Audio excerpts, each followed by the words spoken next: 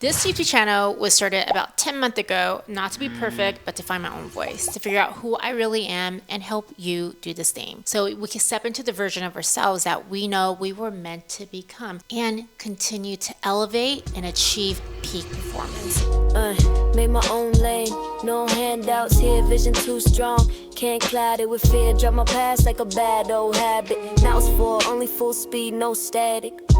So in this past 10 months, I've gone through hypergrowth. I took everything life gave me, the heartbreaks, the rejections, the hard pivots, and turned it into fuel. It wasn't always pretty, and it took deep inner work and relentless action, what I call get shit done. But it brought me back to me, who I am, who I'm meant to be. This authenticity. I grew up in this world that told me to be quiet, to have good grades, to have a good resume, and have it all together, and to be perfect. But the problem was inside I was crumbling. I was carrying a lot of trauma. For long, I kept asking myself, why do I feel stuck? Why am I not happy? Why am I not getting the results that I want? What is this invisible force that is holding me back? And then it hit me. I was living inside of a box. A beautiful and yet painful box that I now recognize it as the Lotus box. The Lotus is this sacred, stunning flower. It's delicate yet resilient, but it doesn't grow in calm waters or perfect conditions. It grows in mud. It's dark, it's dense, and it's untouchable. The kind of place most things don't survive in. And yet, the Lotus doesn't just survive, it rises through the filth, through the weight, through the unseen layers of heaviness. It pushes through without knowing what light even looks like.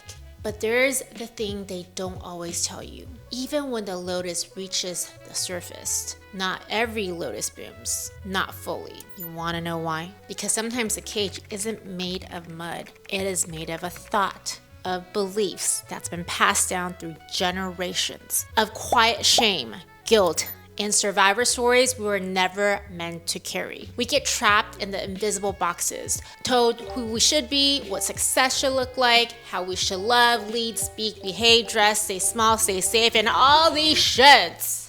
I'm so should out. They wrap around us like vines. So even when we finally get to the surface, when we're this close to becoming who we truly are, we don't bloom, we hesitate, we don't perform, we shrink to survive. And this is why I knew I needed to break through the Lotus box, because we were never meant to live in mud. We were never meant to bloom halfway. You were made to blossom, wildly, fully, and unapologetically. When I began this journey, I was broken. I was abandoned by my father, labeled with daddy issues when I never had one. That's not fair. I failed a marriage that I fought so hard to save. I hit rock bottom in a business that I thought was my dream and my future. And then my culture, my paradigm, my upbringing, my belief told me one thing. They told me that I was a failure. But that's when I realized I wasn't broken. I was just being remade. Like the Kintsugi, the Japanese art of gluing broken glasses with gold. I started putting myself back together. It took time for me to put the broken, shattered pieces together, and every crack became part of my power. Like Kintsugi, the ancient Japanese art of repairing broken pottery with gold. They don't throw the shattered pieces away. They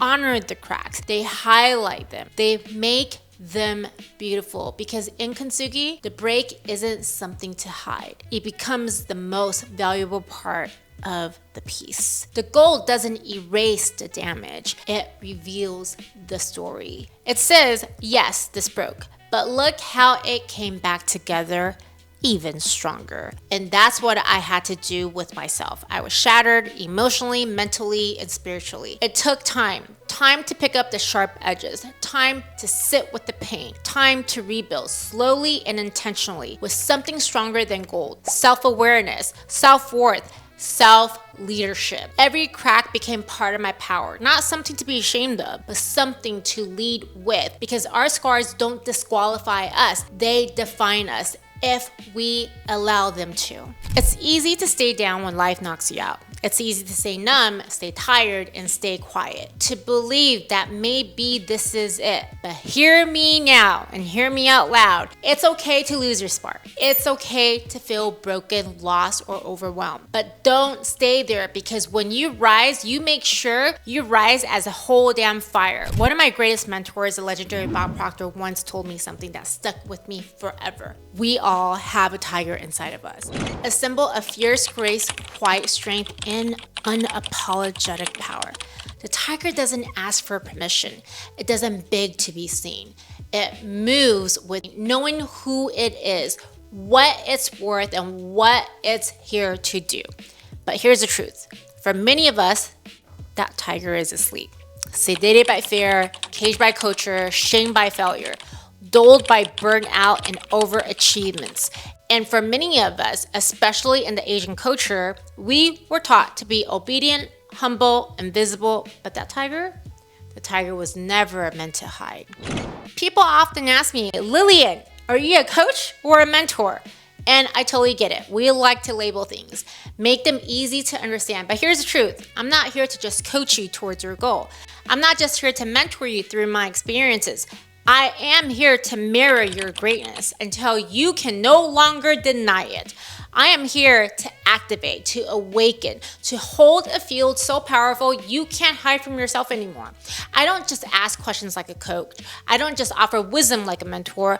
I walk first like a leader who embodies the path. So no, I'm not just a coach. I'm not just a mentor. I am a mirror, a portal, a frequency. I'm a person who walks first so others feel safe to rise. I'm the one that you come to when the outside world no longer satisfies you. I'm the one who helps you remember what you've always been.